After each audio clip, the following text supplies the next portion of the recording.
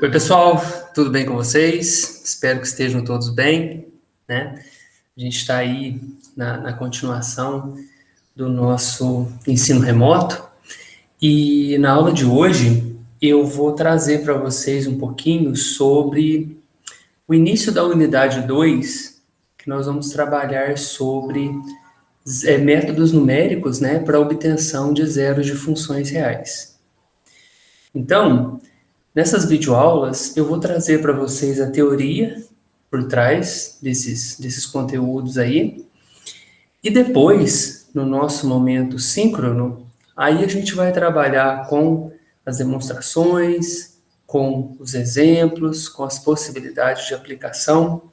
Então, aqui é um momento de trazer para vocês essa teoria, para que vocês façam as suas anotações das principais definições, né, os principais elementos associados ao que nós estivermos trabalhando, e façam aí, né, a sua listinha, né, de possíveis dúvidas, possíveis comentários e apontamentos, para que a gente possa discutir sobre isso lá no nosso momento síncrono, tá bom?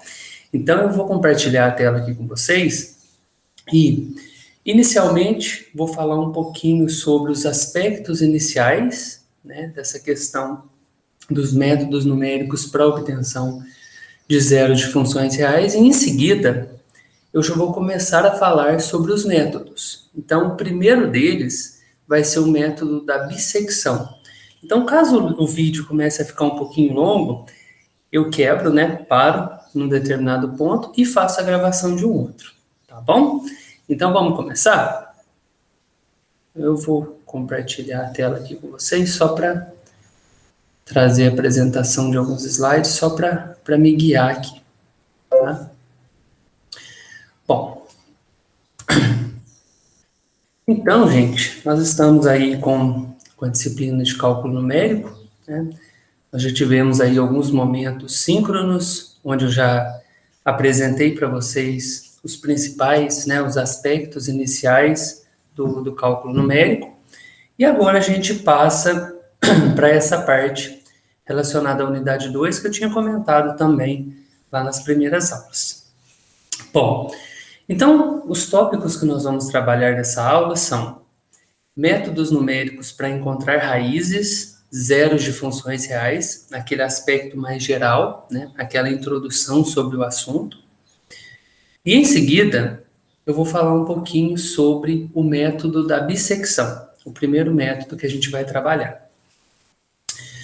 Bom, em muitos problemas de ciência e engenharia, existe a necessidade, gente, de se determinar um númerozinho r para o qual uma função x, uma função f de x, seja igual a zero. Ou seja, quando a gente tem lá que f de r é igual a zero. Esse númerozinho, esse r aqui, ó, ele é chamado zero ou raiz dessa função f de x. Ok? Então, a partir desse valorzinho, a gente consegue identificar que aplicando esse valor, a nossa função ela vai ser igual a zero. Tá? Bom, esse númerozinho, ele pode ser tanto um real quanto um complexo, né? Nos nossos estudos, né, aqui em particular, o que nós vamos trabalhar, a gente vai considerar essa raiz como sendo uma raiz real. Então, por isso que a gente tem lá métodos numéricos para obtenção de zeros de funções reais. Beleza? Bom, outra coisa importante de ser destacada aqui também é a questão da notação, né? Eu falei a respeito desse Rzinho aqui, mas muitas vezes pode aparecer também essa letrinha aqui para raiz, que é o psi, né? Então, se aparecer essa notação aqui também, vamos considerar essa notação como sendo uma raiz. Tranquilo? Bom, nós temos como identificar, né, os zeros ou as raízes de uma determinada função através de uma representação gráfica. Graficamente, esses zeros reais, eles são identificados, eles são representados de que forma? Através dos pontos de interseção da curva, né, do gráfico que a gente estiver analisando ali, com o eixo X. Como assim? Né? Então, eu trouxe aqui uma figurinha só para mostrar para vocês como que a gente consegue essa identificação de forma gráfica, né? Então, aqui a gente tem uma determinada curva, representada lá no nosso plano cartesiano. Então, nós temos nosso x, nosso f de x. Então, aqui são 3 situações. Bom, e aqui vocês já podem perceber que, igual eu tinha destacado anteriormente, né? Aquele rzinho para a raiz ou para o zero da função, ele também pode ser representado através desse xi, né? Então, aqui nesse caso, nós temos essa curva. Ela está cortando o eixo x em 2 pontos. Então, nós temos aqui uma raiz. Aqui nós temos uma outra raiz. Então, xi1, xi2. Nesse outro, nós temos 3 raízes. Olha, xi1, xi2, xi3. Nesse outro caso aqui também, xi1, xi2, xi3. Nesse caso aqui, vocês podem perceber que ela não está cortando, mas está tocando o eixo x. Beleza? Então, essa é uma forma da gente analisar, né, a questão dos zeros das funções reais, tá? Através dessa representação gráfica. Bom, isso nesse aspecto mais geral, em termos de zeros, né, ou raízes de uma determinada função. Qual que vai ser o objetivo dessa unidade que a gente vai trabalhar agora? O objetivo dessa unidade vai ser efetuar o estudo, né, de métodos numéricos para resolução de equações não lineares, as quais não possuem solução analítica. Então, por isso, a utilização desses métodos numéricos para a obtenção de raízes aproximadas. Por exemplo, imagine essa função aqui, ó, exponencial de x menos seno de x. Como que nós podemos identificar, como que nós podemos encontrar os zeros dessa função? Então, aí, esse vai ser o nosso objetivo aqui nessa unidade, tá? Bom, qual que é a ideia central desses métodos numéricos? A ideia central seria partir de uma aproximação inicial, e a partir dessa aproximação inicial, a gente começa um processo que a gente chama de refinamento dessa aproximação, por meio de um processo chamado processo iterativo, e aí, por meio desse refinamento que a gente vai fazendo, a gente chega numa aproximação, certo? E isso tudo é feito através de um processo iterativo do tipo, então, dado um x0, ou seja, dada uma aproximação inicial, você especifica lá uma aproximação inicial, você começa a trabalhar com um processo iterativo, ou seja, um xi é igual a f de xi menos 1, por exemplo. Isso é uma possibilidade de você fazer, né, para identificar esses zeros dessa função, utilizando esses métodos numéricos. Beleza? Então, essa é uma possibilidade. Esse f de x aqui, ó, ele vai ser chamado função de iteração. Mas isso eu vou detalhar para vocês no processo de explicação dos métodos que virão pela frente, tá? Bom, nesse processo de obtenção de zeros de funções reais através dos métodos numéricos, né, nós temos 2 fases para analisar. A primeira delas é a chamada fase de localização ou isolamento das raízes. E a fase 2 é a chamada fase de refinamento. Nessa fase 1, da localização ou isolamento das raízes, o que consiste essa fase? Consiste em obter um determinado intervalo, aqui chamado de AB, né, nesse colchete aí, essa notação que a gente vai usar, que contém uma única raiz. Ou seja, eu vou explicar detalhadamente essa fase, né? Mas o que vai acontecer ali é que a gente vai analisar um intervalinho, né, de A até B, que contém uma raiz. Então, a gente vai obter esse intervalo, e ali naquele intervalo a gente vai poder dizer, olha, aqui tem uma raiz. Mas e aí? Né? A gente sabe o intervalo. Mas como que a gente vai chegar na aproximada? Aí é o processo de refinamento, que seria a fase 2. Então, o que consiste a fase do refinamento? Consiste em escolhidas aproximações iniciais no intervalo AB, né, obtido lá na fase 1, trabalhar com o processo de melhoramento, de lapidação. Então, nós vamos melhorar essa aproximação através dos métodos, né, que a gente vai trabalhar aqui. E esse processo de melhorar sucessivamente, a gente vai fazer até que a gente obtenha uma aproximação para a raiz dentro, obviamente, de uma precisão que a gente vai prefixar. Então, é lógico que, já tinha comentado isso na aula com vocês, Aqui no cálculo numérico é sempre importante a gente destacar que a gente vai ter essas precisões sendo definidas inicialmente. Então, a partir dessas precisões, a gente começa o processo aí de melhorar sucessivamente essa nossa aproximação inicial. São essas duas fases que a gente vai trabalhar, tá? Agora, vamos falar um pouquinho de cada uma dessas fases. Na primeira fase, que é a chamada fase 1, de localização ou isolamento das raízes, o que nós podemos fazer é efetuar uma análise gráfica ou teórica da função. E uma coisa bem importante destacar aqui, gente, é que o sucesso da fase 2, ele depende muito dessa fase 1, né? Então, a precisão desta análise, ela é pré-requisito para o sucesso da fase 2. Então, quer dizer, a fase 2 depende dessa fase 1, ou seja, esse processo de localização, isolamento, vai influenciar diretamente na utilização lá dos métodos no processo de refinamento das raízes, tá? Bom, falando em análise gráfica, como que a gente pode analisar, né? Essa fase, essa análise, né, ela pode ser feita através de um dos seguintes processos. O primeiro deles, você tem a função, aí você efetua o esboço do gráfico dessa função. Nesse gráfico, você vai localizar as abscissas dos pontos de interseção da curva com o eixo X. Então, quer dizer, você vai ter uma visualização gráfica ali, e você vai olhar no eixo X onde que essa curva está cortando, né? Então, olhando ali no gráfico, identificando onde corta o eixo X, aí sim você vai ter condições de dizer, olha, aqui tem um pontinho cortando, aqui tem outro, aqui tem outro. Qual que é o intervalo, né? Aí você começa o processo ali da fase 1 realmente, né? Que seria esse isolamento da raiz através da identificação de um intervalo onde tem essa raiz, né?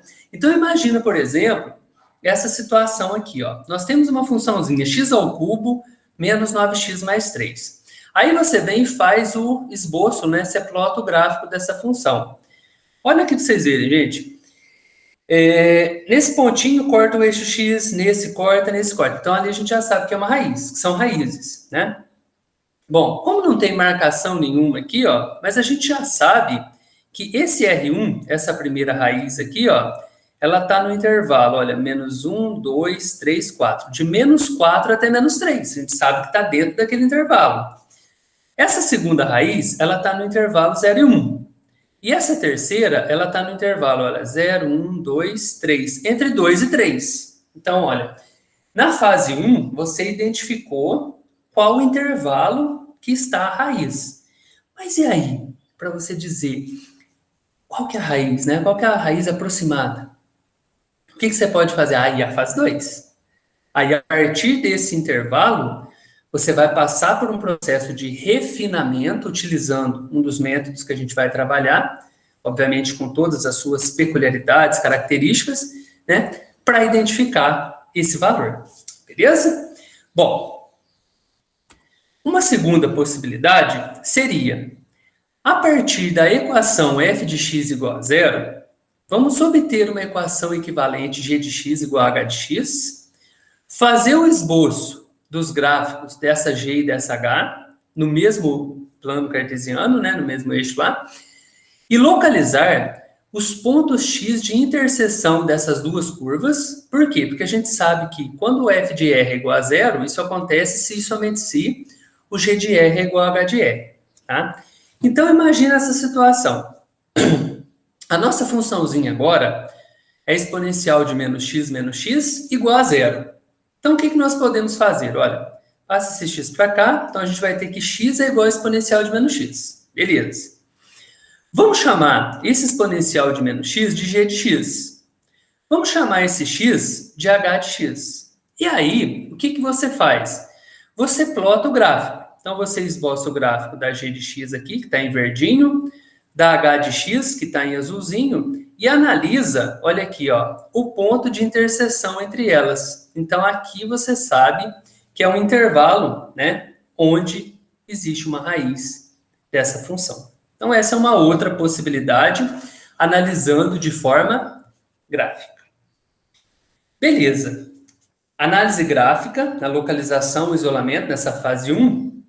Só que a gente tem também a possibilidade de analisar teoricamente, né? E nessa análise teórica, a gente utiliza o chamado teorema de Bolzano. Então, eu vou apenas enunciá-lo aqui. Então, eu peço para que vocês o anotem, né? Bonitinho, porque quando a gente chegar lá na aula síncrona, a gente vai demonstrar esse teorema. Beleza? O que fala esse teorema? Ele fala assim, ó. Seja uma função contínua no intervalo AB. Se f de A vezes f de B é menor do que zero, então existe pelo menos um x igual a r, ou então o psi, né, que eu já falei que podem ser essas duas notações para raiz ou zero, entre A e B, que é zero de f de x. Então, olha o que está acontecendo aqui. A gente tem que essa função ela é contínua nesse intervalo AB. Além disso, se o f de A vezes o f de B for menor do que zero, a gente sabe que nesse intervalo vai existir pelo menos um ponto que seria zero dessa função. Então, essa análise é uma análise teórica que permite que a gente identifique zero de uma função real. Beleza? Olha essa situação aqui, graficamente, né? Antes de fazer a demonstração formal, que a gente vai fazer lá na nossa aula síncrona, olha de forma gráfica como que a gente pode analisar. Então, a gente tem aqui 3 situações. Então, olha, o f de A está aqui abaixo, o f de B está aqui acima. Né? Então, a gente sabe que o f de A é negativo, f de B é positivo. Então, f de A vezes f de B cai aqui na questão de ser menor do que zero. Ou seja, a gente sabe que aqui nesse intervalo existe pelo menos um zero. Exatamente aqui, ó, representado pelo psi. Olha nesse outro caso. F de A está aqui embaixo, ó, negativo. F de B está aqui em cima, positivo. Então, negativo, positivo, f de A vezes f de B, menor do que zero. Então, nesse intervalo de A até B, a gente sabe que existe pelo menos uma raiz. Pelo menos. Então, olha nessa situação. Tem o psi 1, 2, 3. Então, aqui tem 3 raízes. E da mesma forma aqui, ó. F de A negativo, f de B positivo. Então, f de A vezes f de B menor que zero. Então, a gente sabe que nesse intervalo existe pelo menos uma raiz. Então, essa é uma interpretação gráfica para o teorema de Bolzano. Beleza? Tem uma outra questão importante nessa análise teórica, que é uma questão, assim, para a gente analisar a questão do sinal, né, dessa função dentro do intervalo onde vai ter a raiz. Né? O que diz? Sob as hipóteses desse teorema de Bolzano, teorema anterior, se a primeira derivada da função existir e preservar o sinal dentro do intervalo, então ali a gente vai ter a garantia de que existe uma única raiz naquele intervalo. Então, olha que interessante. Você analisou pelo teorema de Bolzano. Feito isso, você vê que a primeira derivada dessa função existe e dentro daquele intervalo ela preserva o sinal. Legal. Então, se isso acontece, você tem a garantia de existência de uma única raiz naquele intervalo. Olha o que acontece aqui, ó. Aqui a gente tem o f de x, tananã. Aqui o f de A vezes o f de B. Então, a gente já sabe que f de A é negativo, f de B é positivo. Então, a gente sabe que entre A e B existe, né, pelo teorema de Bolzano, pelo menos uma raiz. Só que aqui, se a gente analisar a questão da primeira derivada dessa função, né, a gente vê aqui em termos da interpretação lá na inclinação da reta tangente, né, a gente sabe que aqui, ó, ela está sempre crescente aqui, né? Então, quer dizer, dentro desse intervalo, a gente sabe que a primeira derivada ela é positiva para todo x dentro do intervalo AB. Ou seja, a gente tem garantia que aqui só tem um zero. E olha o que está acontecendo, é justamente o psi aqui. E nesse caso, f de A, positivo. F de B, negativo. Olha aqui, ó, a inclinação, negativo, né? Ou seja, a primeira derivada dessa função é menor do que zero para todo x dentro desse intervalo. Ou seja, a gente sabe que ali existe uma única raiz. Maravilha? Então, esse é um aspecto teórico muito interessante, muito importante para o nosso estudo. Tá? E nessa análise teórica, é possível também que a gente faça atribuição de valores e analise o sinal de f de x. Como assim? Pensa na função x ao cubo menos 9x mais 3. Então, se você construir uma tabelinha de valores, né, então substitui menos 10, menos 5, tananã, tananã, vai substituindo valores. Nessa substituição de valores, você vai ter, né, os valores para f de x, e aí você vai analisar se esses valores são positivos, negativos, faz a marcação aí. Nessa tabela aqui, a gente pode perceber que, olha, o valor de f de menos 5 deu negativo, f de menos 3 deu positivo. Então, olha aqui, ó. Se deu negativo e positivo, a gente sabe que f de A vezes f de B é menor do que zero. Então, quer dizer, aqui a gente sabe pelo teorema de Bolzano que existe pelo menos uma raiz. Olha aqui, entre 0 e 1, positivo e negativo, né? Tá mudando o sinal. Então, f de A vezes f de B é menor que zero, também. F de 2, f de 3, negativo e positivo. Então, f de A vezes f de B é menor que zero. Então, existe pelo menos uma raiz. Só que aqui a gente tem uma função de terceiro grau. Então, quer dizer, a gente sabe que tem 3 zeros. Ou seja, se nós obtivemos aqui 3 intervalos, né, onde f de A vezes f de B deu menor que zero, e pelo teorema de Bolzano a gente sabe que, nesse caso, existe pelo menos uma raiz ali dentro, mas aqui já deu 3 intervalos. Se a função é de terceiro grau, a gente sabe que em cada um desses intervalos vai existir um zero dessa função. Ou seja, x ao cubo menos 9x mais 3, a gente sabe que tem uma raiz entre menos 5 e menos 3, outra entre 0 e 1 e outra entre 2 e 3. Tá? Bom, mas e se acontecer o seguinte?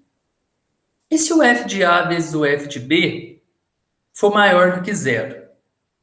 A gente sabe que quando é menor do que zero, existe pelo menos um zero, né? Uma raiz.